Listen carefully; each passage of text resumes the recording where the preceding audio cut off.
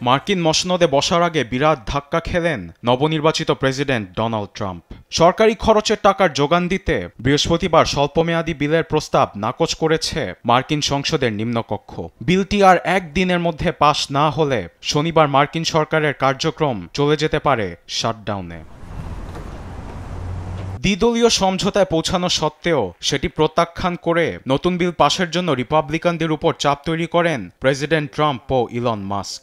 বিলটির পক্ষে ভোট পড়ে 174টি আর বিপক্ষে 235টি। বিলের বিপক্ষে ভোট দিয়েছেন 38 জন রিপাবলিকান আইন প্রণেতা। ব্রিটিশ গণমাধ্যম বিবিসি বলেছে, বিলটিকে হাস্যকর বলেছেন মার্কিন নিম্নকক্ষের সংখ্যালঘুদের নেতা হাকিম জেফারিস।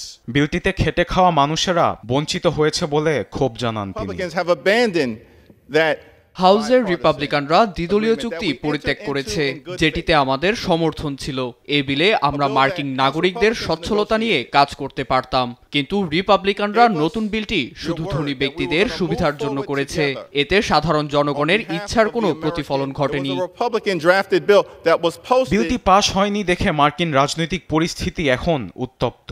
শনিবারের মধ্যে বিলটি পাশ না হলে যুক্তরাষ্ট্রের সরকারি প্রতিষ্ঠানগুলোতেও সৃষ্টি হবে অচলাবস্থা, এমনটি আশঙ্কা করছেন বিশেষজ্ঞরা। এতে কিছু কিছু খাতের কার্যক্রম চালু থাকলেও বন্ধ হয়ে যাবে অসংখ্য ফেডারেল কর্মীর বেতন ভাতা। সাধারণ মানুষকে পোহাতে হবে চরম ভোগান্তি।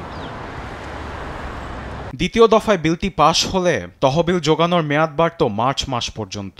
একই সঙ্গে 2 বছরের জন্য স্থগিত হয়ে যেত মার্কিন সরকারের ঋণের সীমা। প্রথমে বিলটি নিয়ে আশাবাদী ছিলেন প্রতিনিধি পরিষদের রিপাবলিকান স্পিকার মাইক জনসন, তবে সেটি পাশ না হওয়াতে সাংবাদিকদের কাছে আরেকটি সমাধানের কথা বলেছেন তিনি। এরই মধ্যে বিলটি নিয়ে চরম ক্ষোভ প্রকাশ করেছেন বিলিয়নিয়ার ইলন মাস্ক।